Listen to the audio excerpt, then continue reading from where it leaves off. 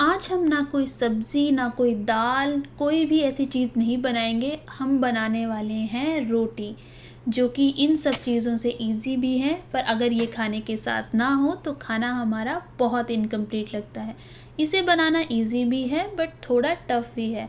और इंडिया में I think इसे बनाना इजी है, बट यहाँ कनाडा में गैस थोड़ी अलग होती है, तो उसके लिए करेंगे हम एक जुगाड़।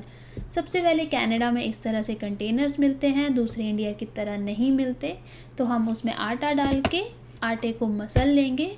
तो मैं इसमें ट्रिक यूज़ करती हूँ, मैं आटे को कॉन्स्टेंटली नहीं गूंथती हूँ, इस तरह से थोड़ा थोड़ा पानी यूज़ करके इसको बाइंड जब कर लेती हूँ, तो इसके बाद मैं पानी लगा के आटे को 10 से 15 मिनट छोड़ देती हूँ। उससे एक तो ग्लूटेन कम होता है थोड़ा सा, और आटा 10 से 15 मिनट ऑटोमेटिक ही सॉफ्ट हो जाता है। तो ज़्यादा गूंथना नहीं पड़ता, ज़्यादा ज़ोर नहीं लगाना पड़ता बाजू से। तो उसको छोड़ने के बाद थोड़ा सा बाद में मैं फिर से पानी लेती हूँ और उसको 2-3 बार हाथों की उंगलियों से अच्छे से मसल के गूंद लेती हूँ। तो इस तरह से हमारा ये आटा बन के रेडी होता है।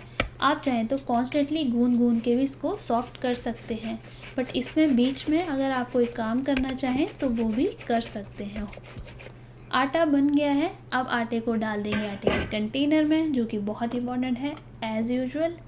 इस तरह से आई थिंक सबके घर में ऐसा कंटेनर ज़रूर होता है आटे के लिए।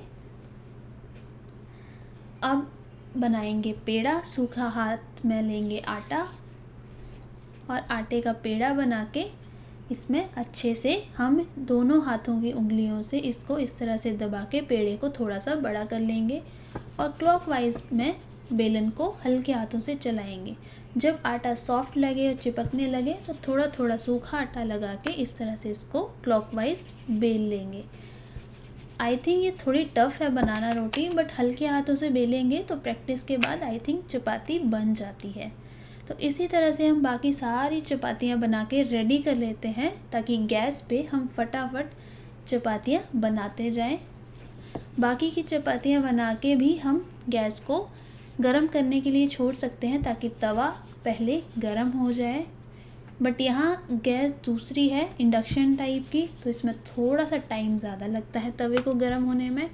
नॉर्मल गैस भी होती है बट वो कम होती है, यहाँ रेयर है। आप चाहें तो लगवा सकते हैं अपने अकॉर्डिंग, बट यूजली जो घरों में पहले से गैस दे रखी होती है वो मोस्टली इस तरह की होती है। इस तरह के buttons, maximum minimum, burner on, hot cook top की लाइट्स ऑन होती हैं और इस तरह से सर्कल्स बने होते हैं, 4 बर्नर्स होते हैं और इस तरह से लाइट रिंग लाइट बनती है। मीन्स आपका कुकटॉप हॉट हो चुका है। तो तवे को गरम करने के बाद सबसे पहले हम इसमें डाल देंगे चपाती।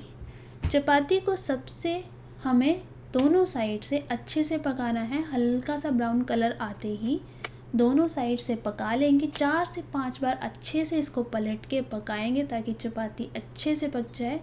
और इसके बाद हम करेंगे जुगाड़।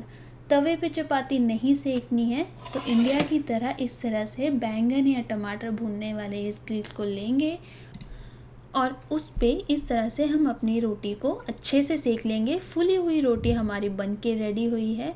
इसी तरह से बाकी की रोटियों को भी हम तवे पे अच्छे से सेकेंगे। जैसे ही थोड़ी सी पकना स्टार्ट हो तो उसकी हम साइड चेंज करेंगे।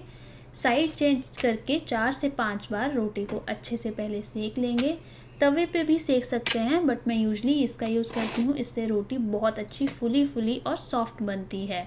तो ये है मेरा कनाडा का जुगाड़, इंडिया की जैसी रोटी बनाना।